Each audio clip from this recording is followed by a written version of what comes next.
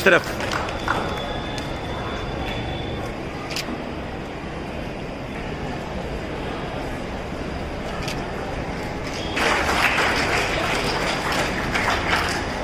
ادھر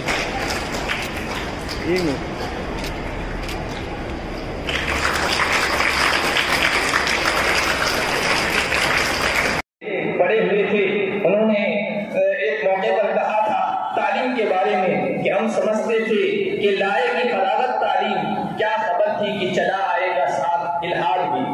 بے دینی آئی اس تعلیم کے نتیجے میں۔ اس لیے مسلمانوں نے پھر یہ کوشش کی کہ ہم اپنے بچوں کے عقیدے کی حفاظت کے لیے اور اسلامی اخلاق، اسلامی تہذیب اور اسلامی تربیت کے زیور سے ان کو آراستہ کریں، اس کے لیے الگ سے کوششیں کی گئی، تو مدارس قائم ہوئے۔ پھر جب مسلمانوں نے عصری علوم کی طرف توجہ دی،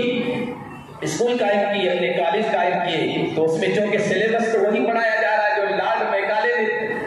ترتیب دیا تھا، تیار کیا تھا، اس میں وہی زہر ہے، شرک کا، الحاد کا، دین بیزاری کا، آخرت فراموشی کا، خدا فراموشی کا، ان سب چیزوں کو ایک طرف کر دیا جاتا ہے۔ تو پھر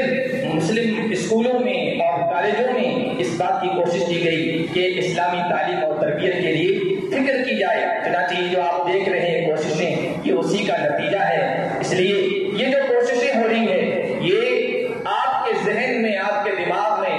آپ کی تہذیب اور آپ کا عقیدہ، آپ کا ایمان،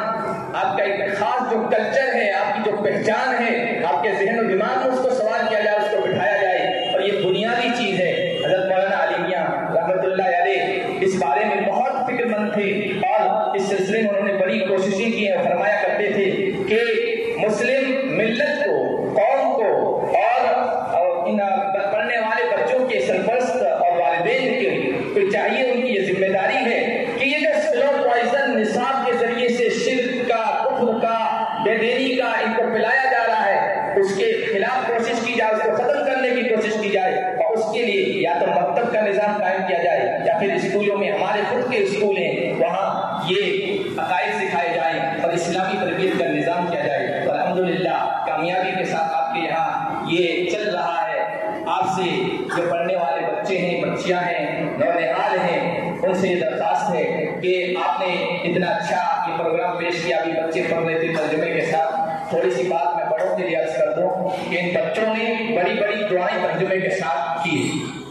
اور یہ وہ دعائیں عام طور پر نماز میں پڑھی جاتی ہے۔ نماز ہم لوگ جو بڑے لوگ ہیں پڑھ رہے ہیں 40 سے 50 سال سے، ایک ایسی عبادت ہے اتنا پروٹوکول کے ساتھ کسی عبادت کو انجام نہیں دیا جاتا۔ وقت کا انتظار کرتے ہیں، پاکی کا خیال کرتے ہیں، کپڑوں کو دیکھتے ہیں، جگہ کو دیکھتے ہیں وہ پاک ہے کہ نہیں، پھر اپنے سارے آزاد ہوتے ہیں، ہاتھ منہ دھوتے ہیں، کلی کرتے ہیں، کتنا پروٹوکول نماز کے لیے کرتے ہیں۔ ایک عبادت کو انجام دینے کے لیے جو 5 منٹ میں انجام دی جاتی ہے اور ادا ہو جاتی ہے، پھر اس کے بعد ہم مسلط یہ کبھی ایک دوسرے کے، اسلام اور سائنس یہ کبھی ایک دوسرے کے مخالف نہیں رہے ہیں، ساتھ ساتھ میں ان کا سفر چلتا رہا ہے۔ جب تک دنیا پر اسلامی تہذیب کا غلبہ تھا، اسلامی تہذیب غالب تھی اور مسلمانوں کا غلبہ تھا، تو آپ دیکھیں گے کہ سائنس کی قیادت مسلمانوں کے ہاتھ میں تھی اور حکومت کی قیادت مسلمانوں کے ہاتھ میں تھی، اور بڑے بڑے سائنسداں مسلم تھے، ہر زمانے میں رہے۔ آپ تاریخ اٹھا کے دیکھیں، 8ویں صدی میں جابر ابن حیان کا نام آئے گا، 9ویں صدی میں آپ دیکھیں رازی اور خالصی کا تذکرہ ملے گا، 10ویں صدی میں آپ دیکھیں تو ابو مسعودی ابو الوفا کا تذکرہ آپ کو ملے گا، 11ویں صدی میں دیکھیں تو پھر ابن سینا ہے اور طوسی ہے، ابن رشد ہے اور البیرونی ہے۔ یہ وہ مسلم سائنسداں ہیں جن کے نظریات، جن کے پیش کی ہوئی اصولوں اور جن کی پیش کی ہوئی تھیوری پر بعد میں یورپ نے اپنے سائنس کی بنیاد رکھی ہے۔ اب تاریخ اٹھا جا کر دیکھیں، ہماری اسلامی تاریخ پڑھیں تو آپ کو معلوم ہوگا سائنس کو آگے بڑھانے والے ہمارے مسلم سائنسدان ہیں، لیکن بعد میں حالات پلٹے، انقلابات روزگار ہے کہ مسلم پستی میں چلے گئے، ان علوم میں پیچھے رہ گئے، تو پھر یہ ہوا کہ یہ علوم تھے یہ مغرب کے ہاتھ میں آئے، یورپ کے ہاتھ میں آئے، مغربی اقوام کے ہاتھ میں آئے، تو ان علوم کی وجہ سے مذہب اور سائنس دونوں آپس کی وجہ سے الحاد آیا، بے دینی آئی، بے حیائی آئی، بے روی آئی، انسان کی خواہشات میں آزادی آئی۔ یہ یورپ کے ہاتھ میں اور اس کے قبضے میں ان علوم کے آنے کے بعد ہوا ہے۔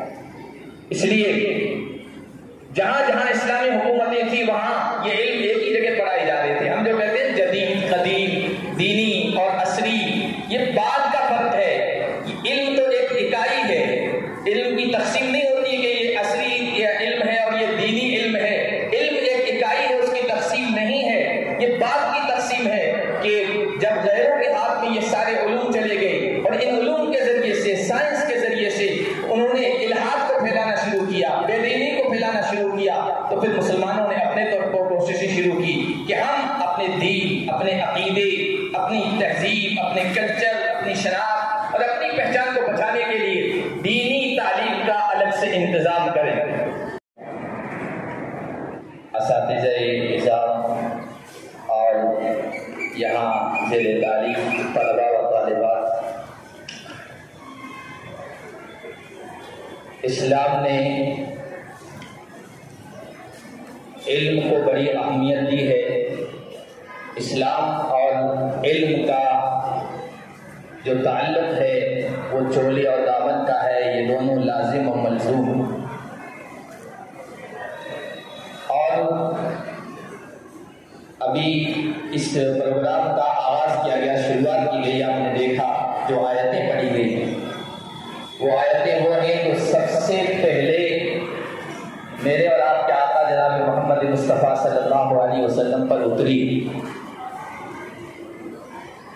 آسمان سے زمین کا تعلق ہو رہا تھا کئی صدیوں کے بعد، حضرت عیسیٰ علیہ السلام کے بعد سے لے کر حضور صلی اللہ علیہ وسلم تک کا بیچ کا جو زمانہ ہے تقریباً 500 سال کا۔ اس 500 سال کے عرصے کے بعد آسمان سے وحی آ رہی تھی، اللہ کا حکم آ رہا تھا، ہدایت نامہ آ رہا تھا۔ وہ گھڑی بڑی سعادت مند گھڑی تھی، بڑی بابرکت گھڑی تھی۔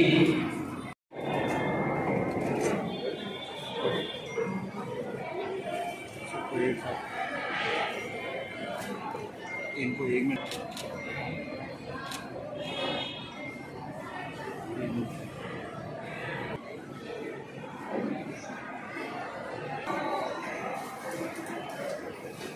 بسم اللہ الرحمن الرحیم۔ مولانا اسد اللہ خان ندوی صاحب، مولانا عبد الکریم ندوی صاحب، نائب صدر اوسی و جناب حفیظ صاحب، جنرل سیکرٹری جناب نثار اسماعیل صاحب، اور یہاں دی گئی ہمیں بلایا۔ میں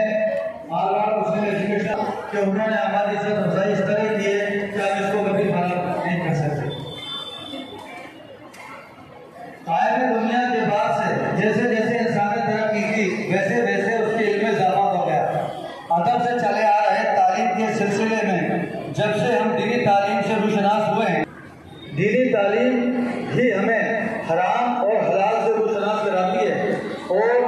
یہی صحیح راہ پر چلنا سکھانے کی بات آئی کہ دینی اور دنیاوی تعلیم میں اکثر فرق کر دیا جاتا ہے۔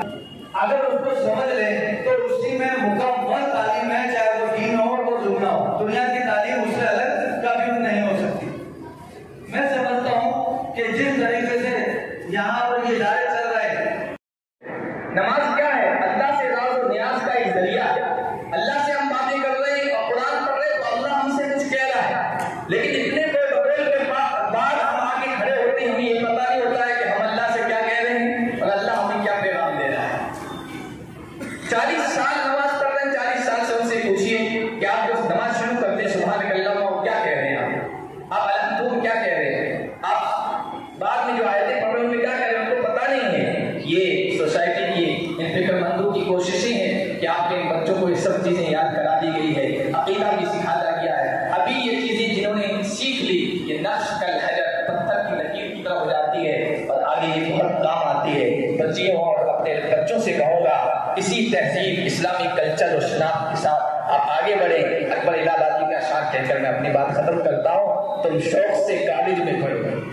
تم شوق سے کالج میں پڑھو، پارک میں پھولو، جائز ہے غباروں میں اڑو، چرخ پہ جھولو،